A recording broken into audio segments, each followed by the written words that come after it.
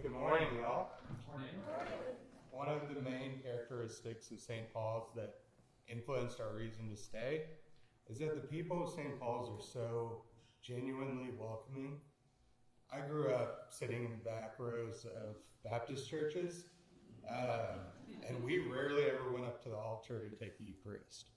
So it was a little daunting when Megan and I decided to go to an Episcopalian church where I would have to do that every Sunday. When we moved back to Waco, St. Paul's was the first church that we ended up going to.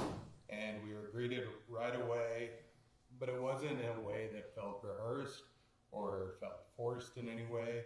People just genuinely wanted to know our names and our stories, and wanted us to feel included and involved. When we got back to the car, we decided, after literally our first Sunday of visiting churches, that we had found our home. The more time we've spent here, the more we've gotten to know this place. We wanted this community to be a part of our story. We actually ended up getting married here at St. Paul's because we knew no matter what happens in our life, St. Paul's was going to be the place that we called home. I grew up in the Episcopal Church. My grandfather was an Episcopal priest. So after many years of moving around, trying different churches, when we moved back to Waco, I knew that I wanted to find a church that we could call home as we started to build our life together.